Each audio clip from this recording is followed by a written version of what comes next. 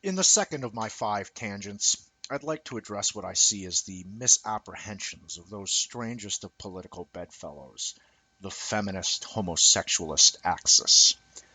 I think it was a combination of emotional empathy for societal underdogs and short-sighted tactical blundering on the part of feminists which impelled them to champion the cause of homosexualists in tandem with their own. I think that homosexualist figure, as any throughout marginalized social political wallflower, would have just say yes to anyone who can get us out on the dance floor, girls. If it was scarcely a match made in heaven, the two constituencies were, at least, well met, with a shared unwillingness to perceive any reality larger than their own anecdotal prejudices, a shared tendency to deify emotions and feelings as the totems most central to their respective tribal groupings, and a preternatural ability to simply ignore any view or opinion which did not reinforce those prejudices and which did not kowtow to those totems. A certain amount of blame for the unholy feminist homosexualist axis, my gut instinct informs me, fairly attaches itself to Gore Vidal and his, as I discussed earlier, pioneering view that everyone is bisexual by nature, and that what is perceived to be homosexuality or heterosexuality are the luck of the draw results of what behaviorists, good voodoo professionalists all, define as imprinting. That is, now promise me you won't laugh, that the natural instinct which impels a newly hatched duckling to identify the first large moving shape it sees as mother is the same instinct which leads us to our initial sexual experiences, and thus leads us to believe that we are homosexualists or heterosexualists. There, but for the grace of Barbie Benton's 1969 Playboy pictorial, go I, as it were. Now, whether this notion of interchangeability as norm originated with the homosexualists, the feminists, or as I say, Gore Vidal, it found in the 1960s and 70s nutrient-rich soil in which to further itself as a large societal misapprehension. But whereas Mr. Vidal, I believe, fashioned said notion as a means of tactical seduction, pretty, weak-minded young men found fence-sitting could be persuaded in contradiction of their own best and most natural masculine instincts. That is more natural to swing both ways, just this once being, I would suppose, rather more than adequately suited to Mr. Vidal's presumably eclectic purposes. I believe that the interchangeability underpinning was appropriated by the ladies for doing that they were to prove a good deal darker in the long term. That is, it was appropriated for the advancement of the idiosyncratic feminist view that the genders are interchangeable, and that all distinctions between male and female are imposed by evil patriarchal society, which must be overthrown. Of course, like any counter-conspiracy of such magnitude, once you get started, there is always something else that needs doing. You begin with the subversion of language, the eradication of gender-specific nouns, and one thing just leads to another. Counter-indoctrination, the feminist communist style program of re-education brainwashing, must needs reassert itself in the very earliest collectivist environments. Kindergarten is too late if the workers or feminist paradise on earth is to be achieved in our lifetime. The feminists began to ramp up nursery school, pre-nursery school, and pre-pre-nursery school. The entertainment field and the arts community needed to be co-opted, designers of androgynous fashions pressed into service. Long accustomed to blaming the patriarchal boogeyman for imposing near anorexic, near skeletal standards of beauty and fashion upon their naturally curvaceous selves, I think the ladies could more fairly indict their own unholy alliance with the homosexualists and the, all exceptions duly noted, predominantly gay fashion designers. Said gay fashion designers, in their turn, are more than entitled to use the Nuremberg defense that they were just following orders in developing and sustaining an androgynous look that pirated the Vidalian political line.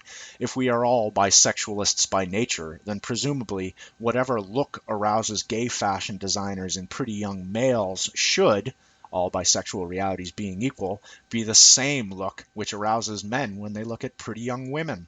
Such is not the case. if the men I know are anything to go by, but there is a certain guilty pleasure to be derived in watching women starving themselves to death in the name of their own misbegotten absolutist ideology. If the early push to equip all men with purses was a failure, men wear purses in Europe, one feminist interjected, a hint of desperation in her tone when I mentioned the subject socially. Still, virtually all of us in my generation, men and women, were, and are, wearing jeans of one description or another. Such major victories, however, are Pyrrhic ashes in the mouths of those for whom ideology is absolute. If gender interchangeability is the hypothesis, then there can be no rest until all societal fashions resemble those of the Star Trek pajamas as streetwear incarnations. Interchangeability must be total. One of the earliest bastions to fall, and which is still in the hands of the People's Revolutionary Government of gender interchangeability, was academia. I believe that Gore Vidal alluded to this conquest, however obliquely, in the closing paragraphs of his essay, Edmund Wilson, This Critic and This Gin and These Shoes, New York Review of Books, September 25, 1980. But Wilson was quite aware that things in themselves are not enough. Professor Edel quotes from Wilson's Princeton lecture, "No matter how thoroughly and searchingly we may have scrutinized works of literature from the historical and biographical point of view, we must be able to tell the good from the bad, the first rate from the second rate. We shall not otherwise write literary criticism at all." We do not, of course, write literary criticism at all now. Academia has won the battle in which Wilson fought so fiercely on the other side. Ambitious English teachers now invent systems that have nothing to do with literature or life, but everything to do with those games that must be played in order for them to rise in the academic bureaucracy. Their works are empty indeed, but then their works are not meant to be full. They are meant to be taught, not read. The long dialogue has broken down. Fortunately, as Flaubert points out, the worst thing about the present is the future. One day there will be no, "Ah, but I have been asked not to give the game away." Meanwhile, I shall drop a single hint. Only construct. Reading between the lines, I think, in one sense or another, after they had misappropriated his interchangeability thesis, representatives of the mad little band of checkers playing Ivy League tacticianettes, the type perhaps best exemplified by Hillary Rodham, Antoinette Clinton, took it upon themselves to somewhat gleefully, I'm sure, keep Mr. Vidal abreast of their progress in getting everything all mixed up along what they perceived, in their own addle-pated female way, to be the lines of his own ideology of interchangeability. What heady days those must have been! Nothing but patriarchal gravestones as far as the eye could see, as easily tipped over as a sleeping cow. No feminist track record to defend. It tastes good. Other women are doing it. Who cares? A woman's right to choose. A woman's right to choose. A woman's right to choose. Only construct. Sincere advice or sabotage through reverse psychology? I mean, it's both. So meticulous a student of human history, so scrupulous a scholar of historical times and tides as Gore Vidal would recognize that, if the feminist inversion of society was to have the merest chance of success, it would need to be grafted onto the existing body politic and nurtured in tandem with it. With a great deal of care and a little bit of luck, well, okay, a lot of luck, the new growth would prove more suited to its environment than that which it was seeking to replace, and the old growth would expire of its own obsolescent by contrast nature and accord. There are any number of examples of this in the supplanting of one form of civilization by a successor civilization.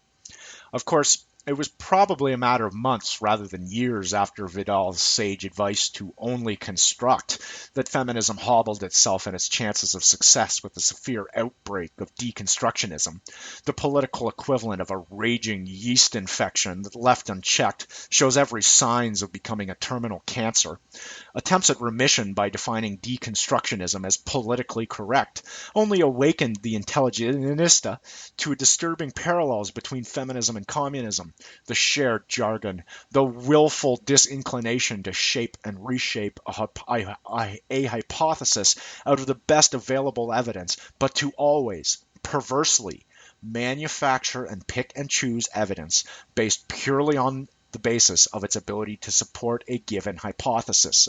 The underlying motive, as an example, compelling women to starve themselves to death rather than accept the fact that their body type is different from that of their homosexualist allies. Did Vidal count on the fact that women can always be relied on to do the opposite of what they are advised to do by a man?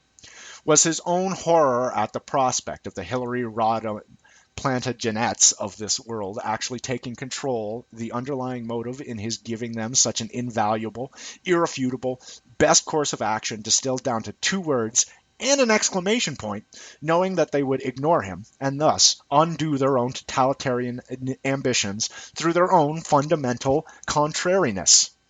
I wonder.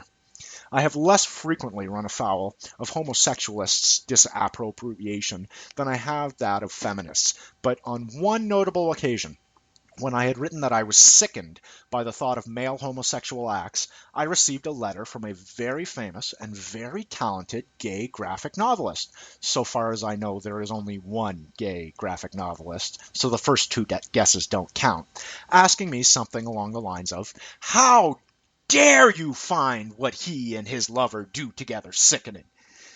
This is what I mean by the anecdotal prejudices of the feminist homosexualist axis, their frame of reference narrowed to the limits of their own idiosyncratic and tiny societal reality. It was not a matter that I had consciously chosen at some point to sit down and persuade myself. I really must develop within myself a profound physical aversion to what famous, talented, gay graphic novelist and his boyfriend do in bed with each other. The aversion was there, is there, as it is, so far as I know, with most, if not all, heterosexual men having nothing whatsoever to do with famous, talented, gay graphic novelist or his boyfriend as human beings. Had I been inclined to respond, I could have very easily said, "How dare you presume to dictate to another person what is or is not an appropriate, natural, physical reaction within that person?" It seems to me that it is typical of the ists, communists, feminists, homosexualists, that they generally see re-education as viable and not a violation, tolerant and not totalitarian, and that they have always failed to see, whether it is in their communist or feminist homosexualist incarnation, that politically correct is an oxymoron. It is only the totalitarian who sees the goal of politics to be the determination of the one right way to think, and it is only the totalitarian who fails to recognize that politics is the vital game of give and take, parry and thrust, the ongoing give and take, parry and thrust implied by the existence of contending viewpoints. As an example, I firmly believe that feminism is a misguided attempt to raise women above their place, which I firmly believe is secondary to that of men. I firmly believe that homosexuality, not homosexualists themselves, belong at the margins of society and belong behind closed doors. I firmly believe that it must be tolerated, just as I firmly believe it should not be publicly celebrated. In your face celebrated, I mean.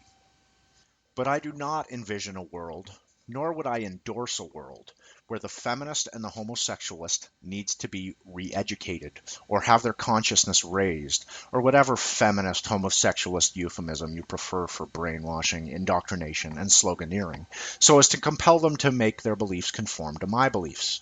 Nor do I become indignant when my beliefs are challenged. I am more than willing to sharpen and clarify distinctions between my own views and the views of others, as I am doing at considerable length here, and I am always more than content to agree to disagree, but I confess that it does trouble me to a great deal when political arrivistes, like the homosexualists and the feminists, think that what engenders a natural, visceral reaction in another human being should, or even could, be modified to suit their prejudices as to what their reaction in their view should be. I like to avoid Nazi analogies. Totalitarian seems preferable to me as a less pejorative term. But when someone appears to imply that my reaction, my visceral reaction, my own thoughts, my own interior repercussive awareness needs to be managed or modified or obliterated, I do, I confess, hear the heavy tread of the jackboot in the back stairwell of my psyche. Where I most particularly take issue with the feminist homosexualist axis is with what I see as their monomaniacal haste to blur all distinction between tolerance and celebration of alternative lifestyles. While feminists, in my experience, tend to view themselves as being very much unshockable, been there, done that veterans of jaded sexual world weariness, I beg to differ. When placed along the multiplicity of hues which make up the full spectrum of sexual orientations, the rainbow of your average feminist sexual experiences will, I can practically guarantee, prove positively monochromatic by contrast. As a civilized person, I am more than willing to tolerate the algolianist in his or her proper place at the margins of society and behind closed doors. An algolianist pride parade is another thing entirely. I am not sure how widespread irrumation and self-irrumation are, but I am sure that its devotees are very fond of it.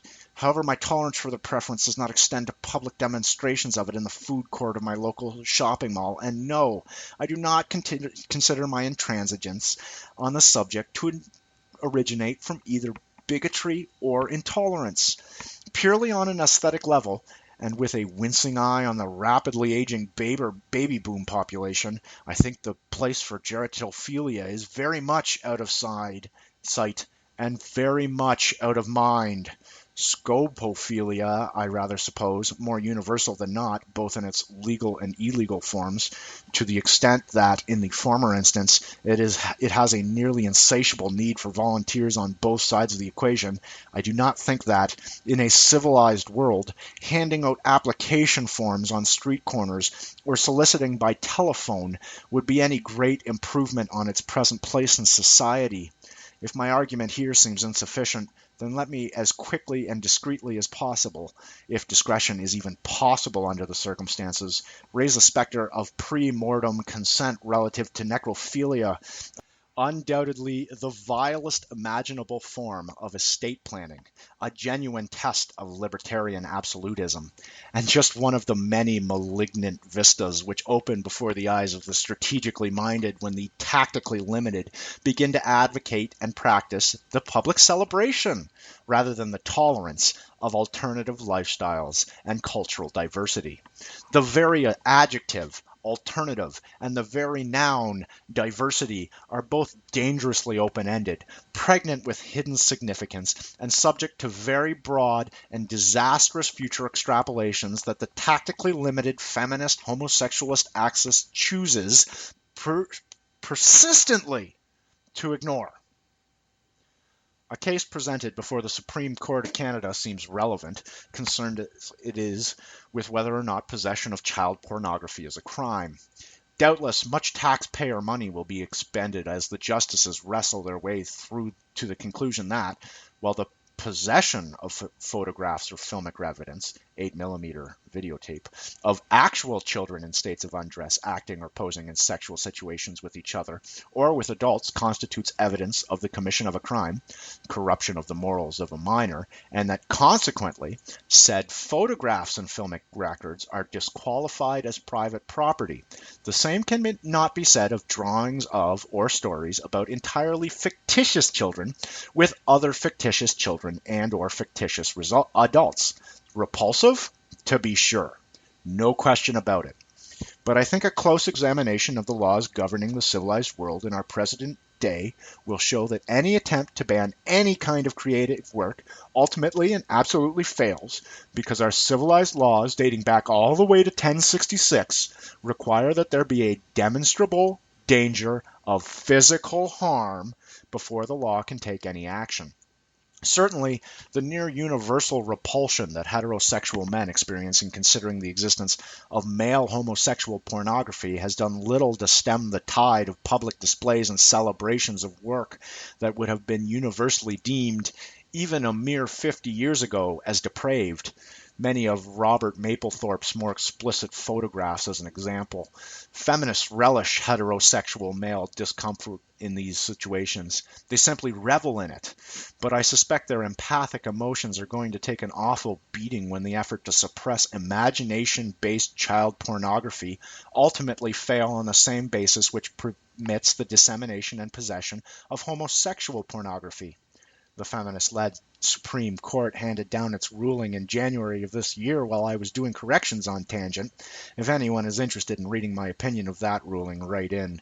I think the justices made several fundamental errors that will come back to bite them on their collective feminist asses. The point missed by the feminists, I think, is that with the slope between tolerance and celebration is a slippery one indeed.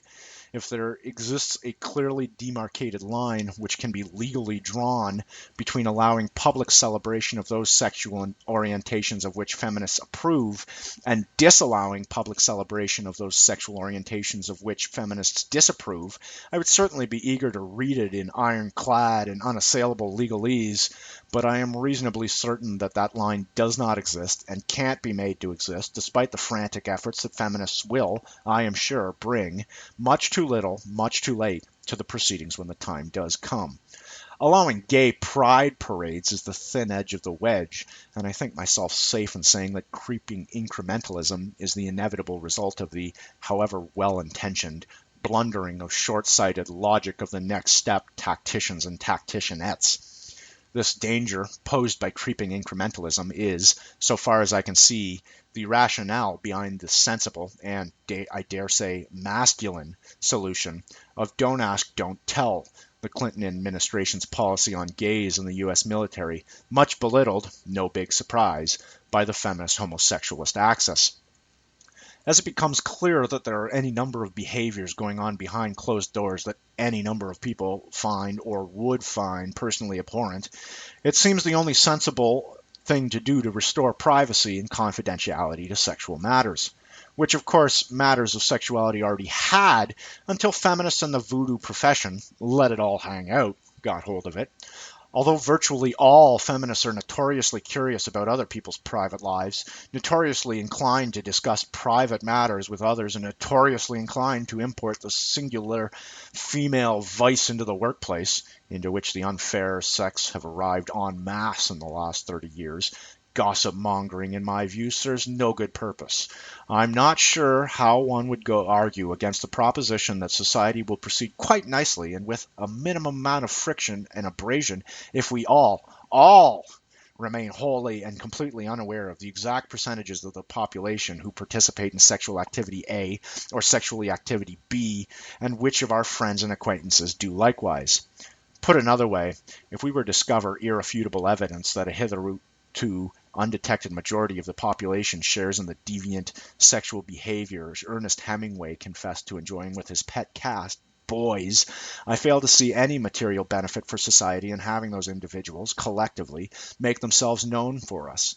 We're here, we're bestialists, and we're not going away. Or what good might result from a bestialitist pride parade? I don't believe it. I, or anyone else, need to have our bestiality consciousness raised, and I don't believe that a government or privately funded study on bestiality is worth in any way. In our society, whether we are consciously aware of it or not, we have a name for it, then we tolerate it, whatever it is, at the margins of society and behind closed doors. It seems to me that the next logical step is for everyone to agree not to talk about their own little precious it unless they are reasonably certain that they're in the company of like-minded devotees. While I was finishing Tangent 2, Comics Journal 228 arrived in the mail with a review by a Miss or Mrs. Ruthie Penmark entitled Doricetta, Champagne-Pissing Dog Fucker or First Great Woman Artist, which begins, I do not fuck my dog. No further questions, Your Honor. Although I firmly believe, for the reasons stated, that the place for homosexuality, again, homosexuality, not those who practice it, is at the margins of society and behind closed doors. I do not believe that homosexuality is necessarily a sin. According to Luke's Gospel, 17:21, when Jesus was asked by the Pharisees when the kingdom of God should come, Jesus is quoted as saying in reply, "I tell you, in that night there shall be two men in one bed. The one shall be taken, and the other shall be left. Two women shall be grinding together. The one shall be taken, and the other left." I think it stretches credulity to the breaking point to suggest that there may be some other reason for two men to be in bed. Women, sure, just a sleepover. Women are like that. But men? I don't think so. Juxtaposed with the two women grinding together, whichever the disciples it was, they were all presumably nice Orthodox Jewish boys, who recounted Jesus' reply to Luke. I would doubt that he or they knew what the reply meant, but I would assume that Luke, a Greek physician, knew exactly what the reply meant. These are the two verses that followed in the authorized version of the Bible, 1736. Two men shall be in the field, the one shall be taken and the other left, which I suspect was added by a later hand, whose owner also knew exactly what the reply meant and thought that the first reply meant ought to be changed. The marginal note in my King James 1611 facsimile rather dryly remarks, "This 36th verse is wanting in more of the Greek copies." No doubt, I remember thinking to myself. Aside from my ambivalence about the synoptic Jesus, which I have voiced elsewhere, it seems to me an open question, whose answer, like the answer to so many questions, is known only to God, as to what these two verses mean specifically, whether they refer to a specific homosexual and a specific lesbian who will be saved on the last day, too literal an interpretation in my view, whether half of all male homosexuals and half of all lesbians will be saved on the last day, less literal, but perhaps still too literal an interpretation, or if it means, in the more general sense, that according to the Jesus of Luke's Gospel, homosexuality per se doesn't automatically disqualify a soul from being saved, and that homosexuality exists somewhere on the sin spectrum between murder and, let's say, bad hygiene, at a position closer to the latter rather than the former. Or perhaps, at the very best, closer to bad hygiene than murder than the entrenched custodians of the law of Moses, the scribes, and the Pharisees would have held in the first century of the Common Era.